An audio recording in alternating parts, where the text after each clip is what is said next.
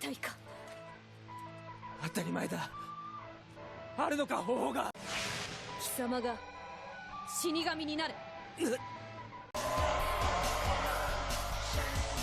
ちの連中に手挙げた罪を思い知れ。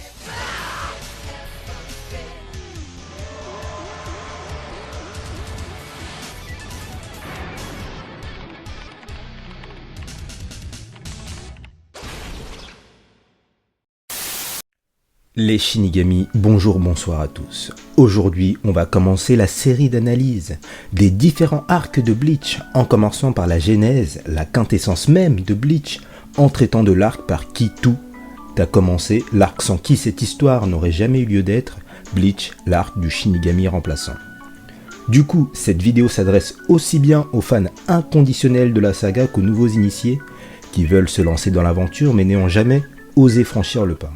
Je m'engage à ne pas spoil les arcs succédant celui-ci, juste 2 ou 3 teasings et exemples mineurs seront empruntés à ces derniers pour approfondir le travail d'analyse de cette vidéo, de l'arc Shinigami remplaçant. La vidéo sera scindée en plusieurs points. Dans un premier point, les aspects positifs de l'arc, substitute, ce que j'ai apprécié, les coups de cœur de cette partie, ce qu'on peut en retenir. Puis vint ensuite les aspects moins bons, les points qui pourraient être perfectibles et les choses que j'ai le moins appréciées pour finir enfin sur ma conclusion globale de cet arc. Nous sommes fin prêts à nous lancer dans les archives du maître Kubo Sensei en examinant le très court, mais pas moins captivant arc Shinigami remplaçant de Bleach.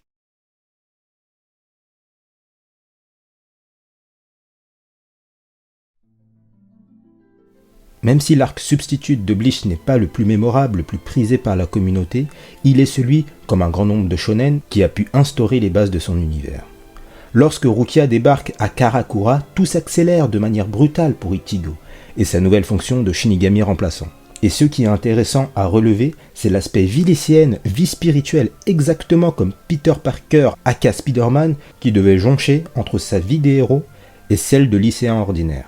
Dans Bleach, c'est bien réalisé et permet surtout d'avoir une multitude de scènes hilarantes où tout le monde pense que Rukia et Ichigo filtrent ensemble, Rukia squattant sans vergogne les appartements du Shinigami remplaçant, même pour ses autres camarades dotés de capacités hors normes. Cela nous offre droit à des scènes vraiment farfelues, mais très hilarantes. Ishida, que vous est-il arrivé? Je suis tombé dans l'escalier. Elle va jamais gober un truc pareil. Vous êtes tombé dans l'escalier. Bon, allez vous asseoir, on va pouvoir reprendre le cours. Bleach nous proposait également pour l'époque l'un, si ce n'est le seul manga en France, nous offrant une histoire qui se déroule exclusivement dans notre monde réel à nous. Pas de dinosaures, de timeline futuriste, de voitures volantes ou des personnages qui te crachent du feu.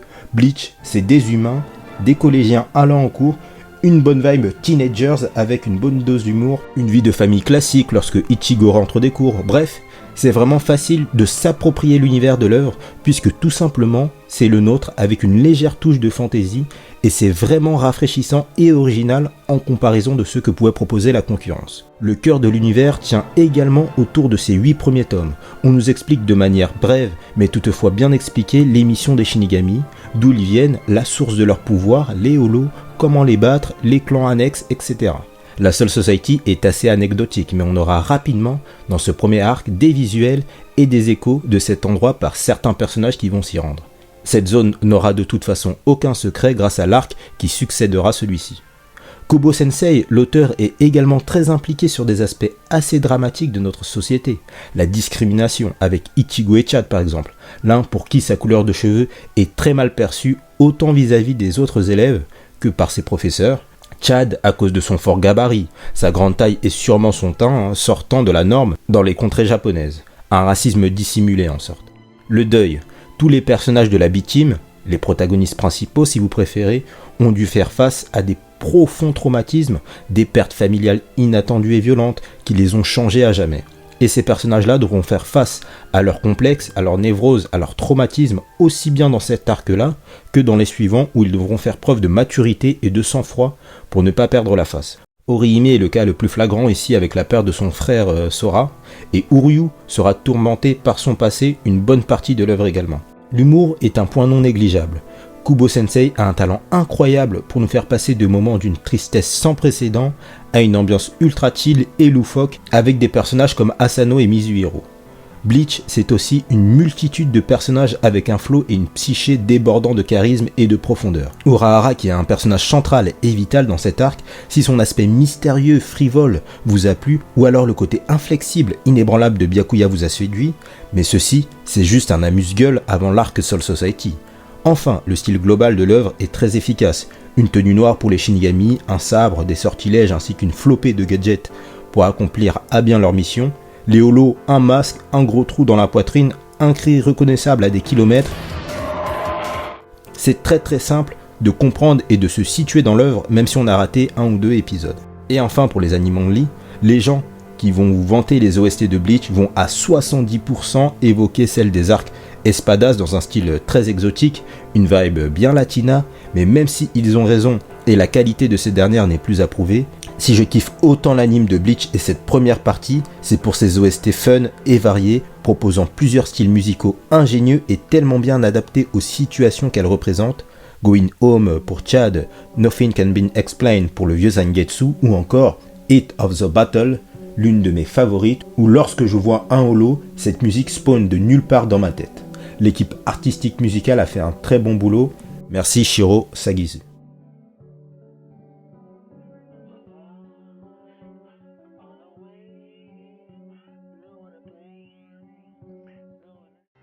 Malgré tous les bons points que je viens de vous énoncer, l'arc Substitute n'est ni le meilleur, ni le plus marquant de Bleach. En dépit de ses qualités, il lui manquera certaines subtilités pour être qualifié de parfait. En ce qui s'agit de la version papier, j'ai le regret de dire que l'une des plus grandes critiques de Bleach peut être justifiée. Le nombre de cases vides, sans arrière-plan de cette partie est déplorable. Kubo Sensei a déclaré lors d'une interview que c'était voulu, que ce style était assumé et permettait de se concentrer exclusivement sur les personnages de la case en question. Ça pouvait rendre des scènes plus impactantes, dramatiques, etc. Et je suis d'accord avec lui, à l'Arc Soul Society, Espadas, et même tous les autres, en dépit des fonds blancs, avec les onomatopées, les effets de vent, courant d'air, etc.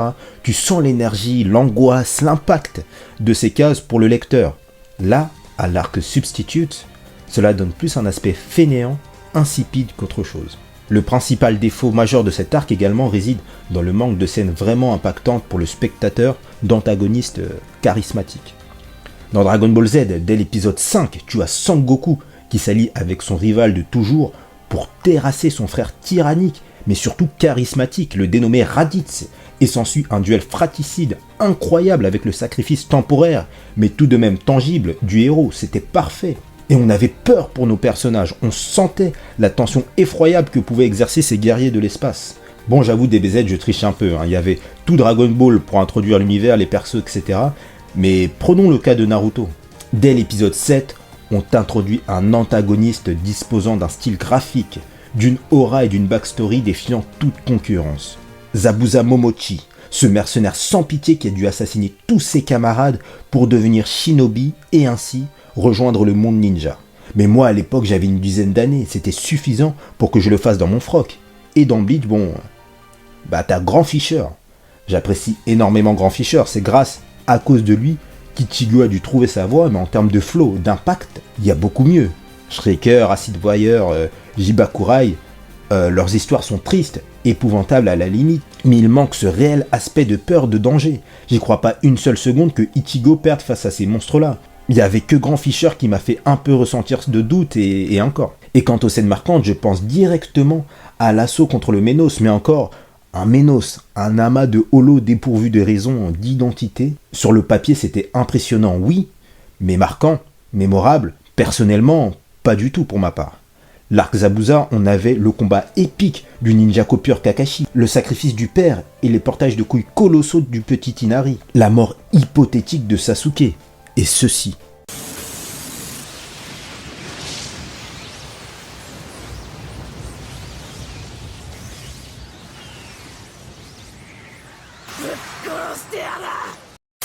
Je vous énonce un secret, mais l'arc Zabuza est la plus belle chose que j'ai pu voir dans ma carrière d'otaku.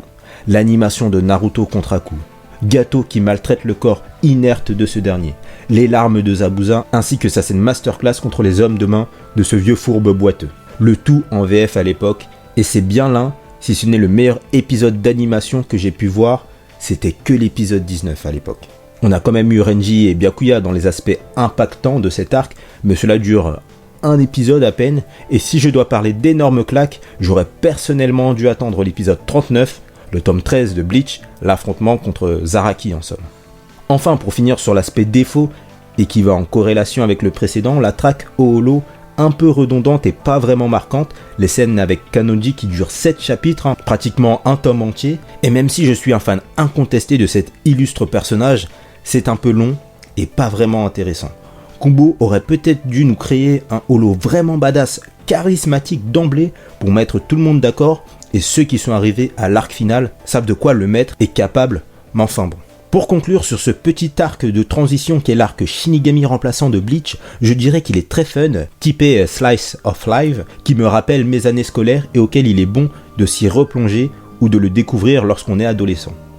Je conseille personnellement l'anime au manga pour les OST d'une part, la qualité d'animation qui est très très bonne, et au moins en anime on n'a pas cette contrainte de fond blanc que dispose le manga et qui m'a personnellement un peu dérangé dans cette partie-là de l'histoire en tout cas. Certains aspects diffèrent également en fonction du support auquel vous regardez l'œuvre. Ce personnage-là, très sympathique, est exclusif à l'anime, il n'apparaît pas dans le manga par exemple. Le manga regorge de quelques qualités toutefois. La censure, autant visuelle qu'au niveau des dialogues, est moins contraignante dans la version papier que anime, et sans grande surprise, un manga se lit beaucoup plus vite qu'un anime d'une vingtaine d'épisodes. En termes de gain de temps, c'est beaucoup mieux.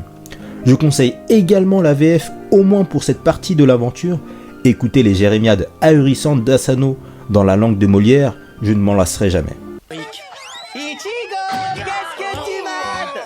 Oh, mais j'y crois pas. Tu reluquais Ori, mais c'est pas vrai. Remarque, je comprends, elle a de sacré. T'as pas bientôt fini de raconter n'importe quoi? De très bons doubleurs francophones, je pense à ceux de Rukia, Duryu, Inoue, Urahara, et celle de Renji qui me fascinera toujours autant. Rugis, Abimaru, et regarde juste là. J'ai une surprise pour toi.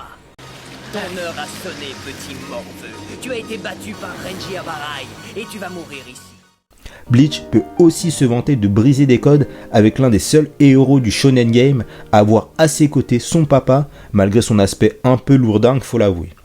Izuku, on attend toujours l'arrivée de ton papa dans l'œuvre. Hein.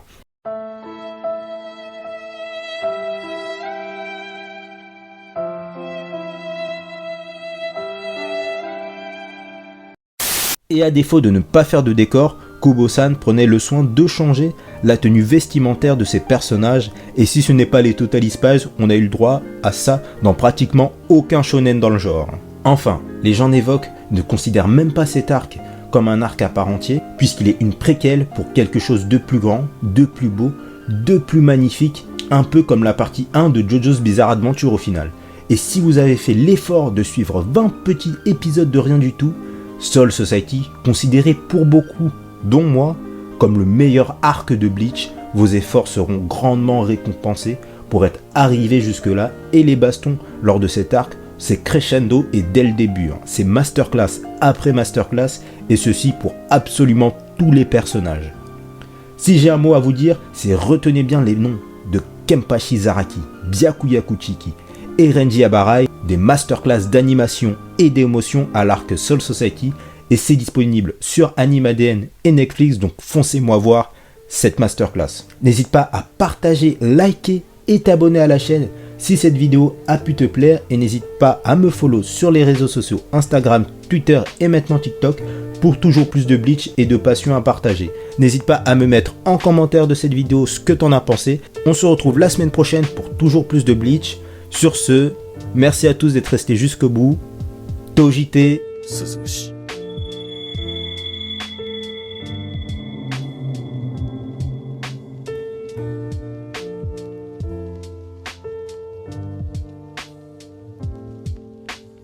«